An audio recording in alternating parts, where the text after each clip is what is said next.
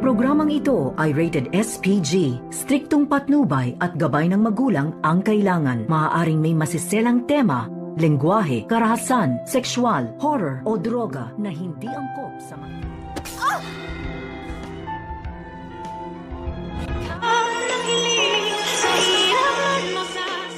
Narito na nga ang ating pakaabangan ngayong Lunes sa abot kamay na pangarap. Dahil sa nangyari nga dito ni Lynette na nakita niya muli ang lalaking ng loob sa bahay nila ni Carlos, ay dito naman na tila bumabalik itong trauma at takot ni Lynette. Buti na lamang ay dumating itong si RJ at napakalma itong si Lynette. Subalit maya-maya nga ay naiwan ni Lynette ang cellphone sa lamesa at tagpa siya nga itong mag-restroom. Ay dito naman napansin ni Diyosa na may tumatawag at walang iba kundi itong si Doc Carlos.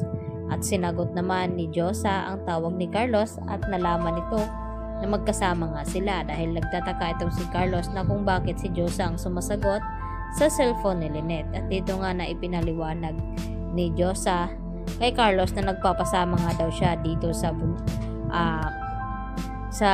dumalaw sila dito sa libingan dito nga ni Cromwell. At dito nga na sinabi ni Carlos kung nasaan sila at pupuntahan daw niya ito. At ibinigay nga dito ni Diyosa ang address. Subalit dito naman na nag-aalala ulit itong si Lynette na baka maabutan nga sila dito ni Carlos na magkasama itong si RJ. At dito naman napagsalitaan ng hindi maganda ni Lynette itong si RJ. Kaya agad na sinabi ni Diyosa na hindi tama ang ginagawa dito ni Lynette. Dapat humingi daw ito ng pasensya dito nga kay Dr. Nyang. Kaya agad naman na pinuntahan ulit dito ni Lynette itong si RJ at humingi ng pasensya. At maya-maya nga ay dito dumating agad itong si Carlos at tinawag itong si Lynette na kung pwede ba daw silang mag-usap at hinila nga papalabas ng restaurant itong si Lynette ni Carlos Benitez. At nang makarating na nga sila dito sa bahay ay hindi pa rin matigil-tigil ang mga tanong dito ni Carlos na kung bakit magkasama daw itong si Lynette at RJ. Nagkikita ba daw sila at niloloko ba daw ni Lynette itong si Carlos? At ang sagot naman dito ni Lynette sa kanya na hindi nga raw dahil nagkataon lang na naroon din itong si RJ sa restaurant dahil nanggaling nga ito sa presento ng mga kapulisan. At hindi naman naniniwala itong si Carlos sa mga sinasabi nga dito ni Lynette. Kaya dito naman na nag-inom itong si Carlos at dahil sa tindi ng galit ay agad niyang naibato itong baso na tumama naman dito sa braso ni Lynette. Kaya agad na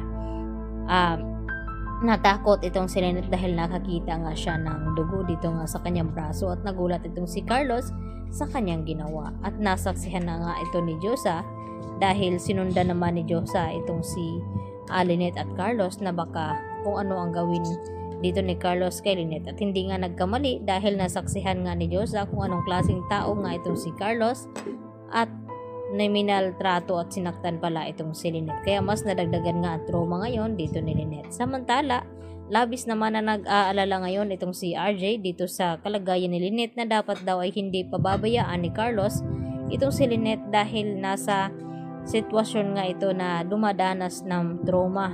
At dahil sinabi rin dito ni Doc Remeneses na si Carlos nga ang asawa ni Lynette, ipaubaya na daw dito kay Carlos ang pag-aalala dito ni RJ dahil wala na nga siyang magagawa pa kahit anong gawin dito ni RJ dahil nag-asawa na nga itong si Lynette. Kaya hindi nga nagkamali itong si RJ dahil sa nagawa na nga saktan itong si Lynette dito nga ni Carlos Benitez.